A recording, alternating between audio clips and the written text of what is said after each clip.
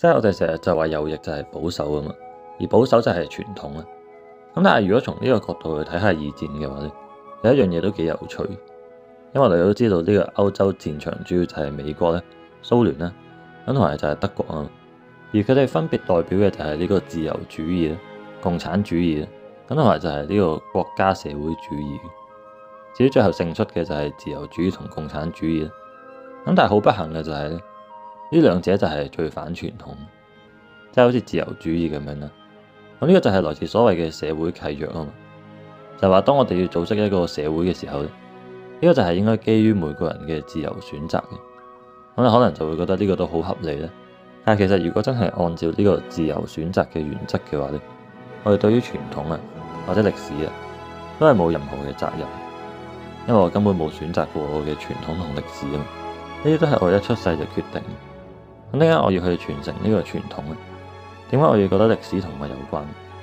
咁因為自由主義就係最強調理性，而呢個就係來自啟蒙運動啊嘛。就我哋應該運用自己嘅理性啦，同埋就係用理性去批判傳統咁樣，因為理性就可以解決所有嘅問題啊嘛。咁點解我又需要傳統先？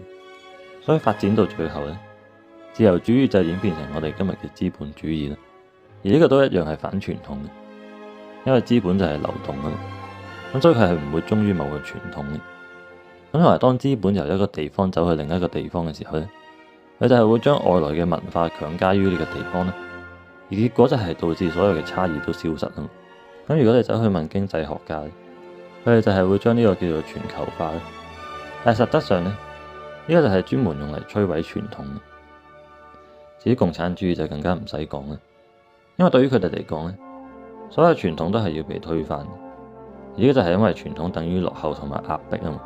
因為如果大家都乖乖地去遵守傳統咧，咁就唔會有人諗住去推翻呢個統治階級啦，係咪？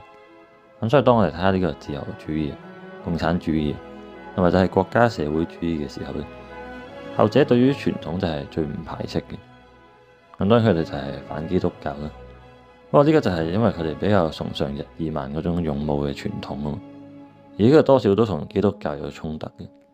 咁不過當然啦，呢啲觀點你都唔會喺教科書裏面揾到嘅，因為現代嘅教育其實只不過係政治宣傳啊嘛。咁所以如果大家有興趣嘅話咧，咁就可以翻返去睇下我哋之前一啲相關嘅集數啦。咁我都有將連結擺喺說明欄裏面嘅。